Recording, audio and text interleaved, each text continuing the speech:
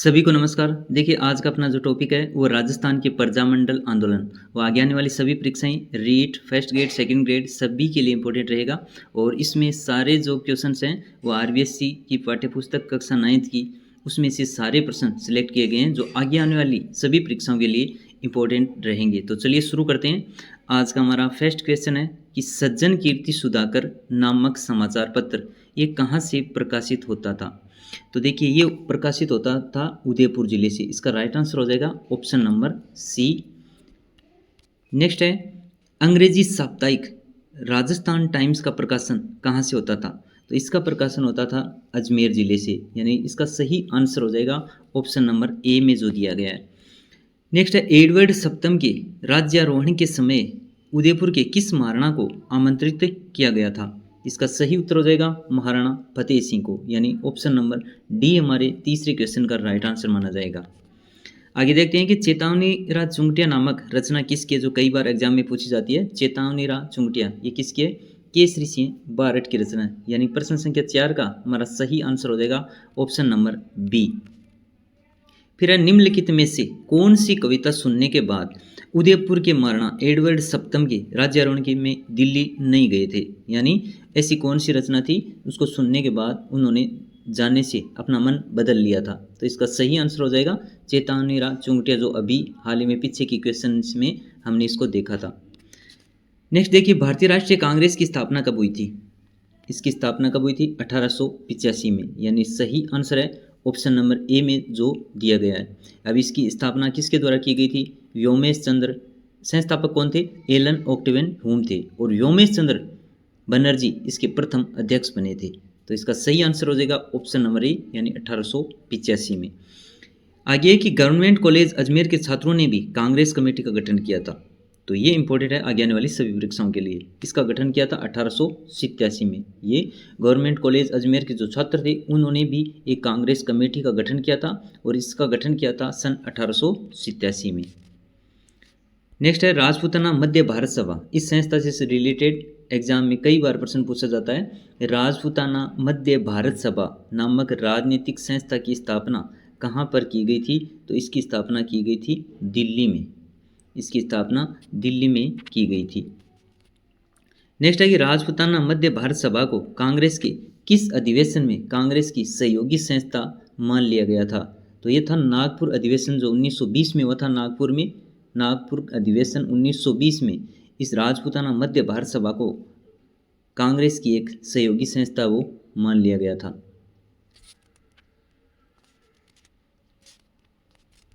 Next देखिए राजपूताना मध्य भारत सभा का प्रथम अधिवेशन कहाँ पर आयोजित किया गया था। ये इसी से रिलेटेड सारे क्वेश्चन हैं कि राजपूताना मध्य भारत सभा जिसकी स्थापना हमने देखी और इसकी कांग्रेस की सहयोगी संस्था इसे कब मान लिया गया था, और अब है राजपूताना मध्य भारत सभा का प्रथम अधिवेशन कहाँ पर आयोजित किया गया था। तो इसका सही आंसर हो जाएगा दिल्ली में। दिल्ली में इसका प्रथम अधिवेशन आयोजित किया गया था, और 1919 में यानी इसका प्रथम अधिवेशन हुआ था दिल्ली के चांदनी चौक मारवाड़ी पुस्तकालय में। ये इसका संपूर्ण अगर व्याख्या से आप जानना चाहो कि राजपूताना मध्य भारत सभा का प्रथम अधिवेशन दिल्ली में स्थित चांदनी चौक मारवाड़ी पुस्तकालय में हुआ था, और इसके प्रथम अधिवेशन जो अध्यक्षता है वो की थी जमनालाल बजाज ने। ये भी काफ़ी इंपॉर्टेंट रहेगा आगे आने वाली सभी परीक्षाओं के लिए। चलिए नेक्स्ट है सन 1919 में राजस्थान सेवा संघ, वो थी राजपूताना मध्य भारत सभा। अब है राजस्थान सेवा संघ की स्थापना कब 1919 में कहाँ पर की गई थी, वर्धा में। यानी हमारे इस क्वेश्चन का जो सही आंसर है हो जाएगा ऑप्शन नंबर बी में इसकी स्थापना की गई थी। राजस्थान सेवा संघ के संस्थापक कौन थे। राजस्थान सेवा संघ की स्थापना और इसके संस्थापक हैं वो कौन थे। तो इसके संस्थापक, इस क्वेश्चन थोड़ा गलत टाइप हो गया। इसमें से ये विजय सिंह पथिक भी थे, हरिभाई किंकरी थे और रामनारायण चौधरी, ये तीनों आपको ध्यान में रखने हैं। राजस्थान सेवा संघ के संस्थापक सदस्य थे विजय सिंह पथिक, हरिभाई किंकर और रामनारायण चौधरी। अखिल भारतीय लोक परिषद की स्थापना कब की गई थी, 1920 या 21 में। तो इसकी अखिल भारतीय लोक परिषद की स्थापना है वो की गई थी सन 1920 में, यानी राइट आंसर हो जाएगा ऑप्शन नंबर डी।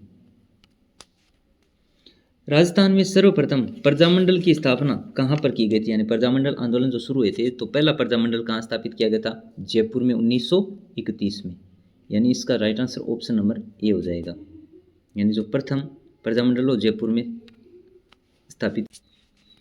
आगे निम्नलिखित में से कौन सा युग्म सही सुमेलित नहीं दिया गया है? एक तरफ प्रजामंडल है और दूसरी तरफ उनकी स्थापना वर्ष दिए गए हैं। जैसे मारवाड़ 1938 दे रखा है, बूंदी प्रजामंडल 1944, बीकानेर 1936 और जैसलमेर 1940। यानी जैसलमेर प्रजामंडल की स्थापना है वो कब की गई थी? 1945 में की गई थी। तो हमारा ये ऑप्शन है वो गलत माना जाएगा, यानी ऑप्शन नंबर डी हमारे इस क्वेश्चन का सही आंसर हो जाएगा। सन 1933 में सिरोही लोक परिषद की स्थापना कहाँ पर की गई थी? तो सिरोही लोक परिषद की स्थापना कहाँ पर की गई थी? ये मुंबई में की गई थी।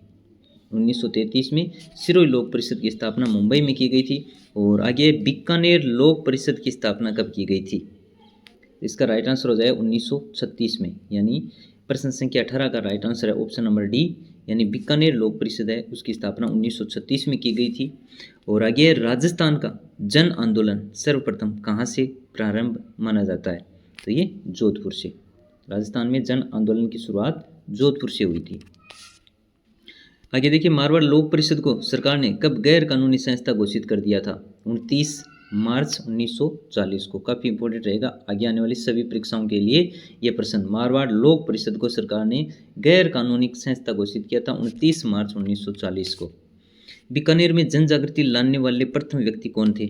जिन्होंने बीकानेर में जन जागृति की थी वो थे गोपाल दास। स्वामी गोपाल दास थे जिन्होंने बीकानेर में जन जागृति लाने का प्रयास किया था। यानी इस क्वेश्चन का राइट आंसर हो जाएगा ऑप्शन नंबर बी।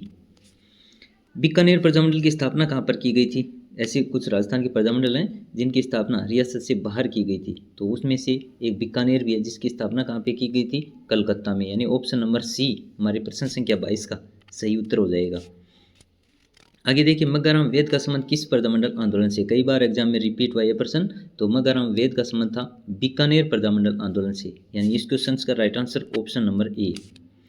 निम्नलिखित में से किस योजना के अंतर्गत अंतरिम सरकार बनी और संविधान निर्मात्री सभा का कार्य भी शुरू हुआ था?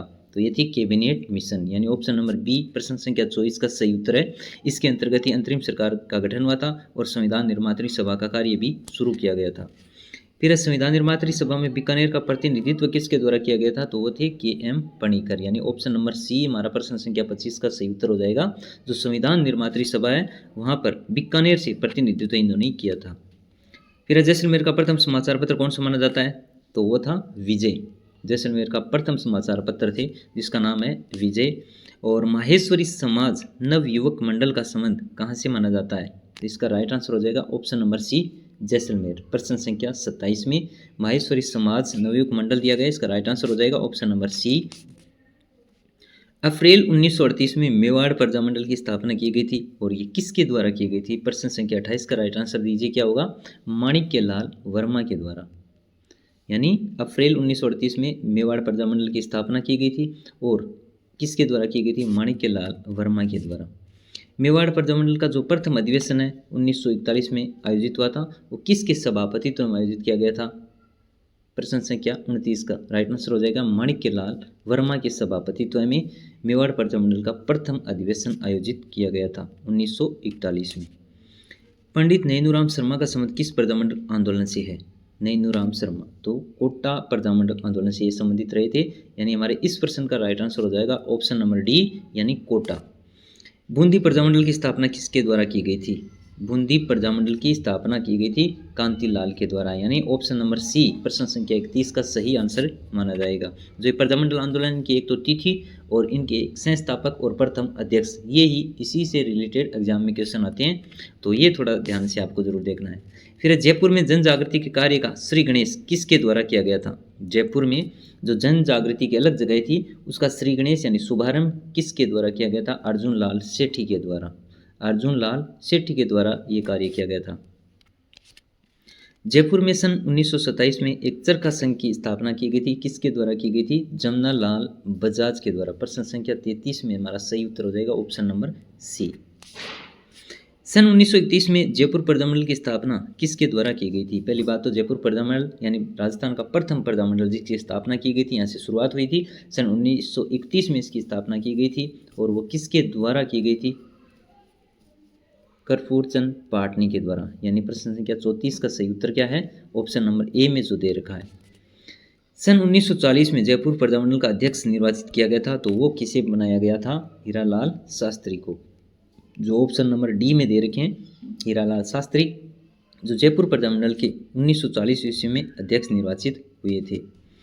अलवर में जन जागृति लाने का कार्य किसके द्वारा किया गया था? प्रश्न संख्या 36 का राइट आंसर बताइए, क्या हो जाएगा? हरिनारायण, पंडित हरिनारायण के द्वारा अलवर में जन जागृति की अलग जगाई गई थी।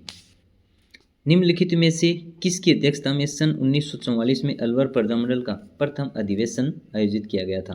प्रश्न संख्या 37 में राइट आंसर हो जाएगा भवानी शंकर शर्मा के द्वारा, यानी भवानी शंकर शर्मा है, इनकी अध्यक्षता में सन 1944 में अलवर प्रजामंडल का प्रथम अधिवेशन आयोजित किया गया था। फिर भरतपुर प्रजामंडल के प्रथम अध्यक्ष कौन बने थे? गोपीलाल यादव, यानी प्रजामंडल के जितने भी प्रथम अध्यक्ष रहे हैं वो आप जरूर याद रखिएगा। ऑप्शन नंबर ए इसका सही उत्तर हो जाएगा। फिर धौलपुर में जनचेतना का कार्य किसके द्वारा किया गया था? कृष्णदत्त पालीवाल। धौलपुर का नाम आते ही ये नाम आपको ध्यान में रहना चाहिए, कृष्णदत्त पालीवाल के द्वारा धौलपुर में जन चेतना का कार्य किया गया था।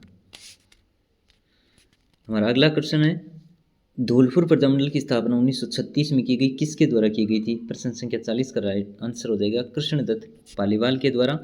और नेक्स्ट है, त्रिलोकचंद माथुर और चिरंजीव लाल शर्मा का संबंध कौन से प्रजामंडल आंदोलन से रहा है?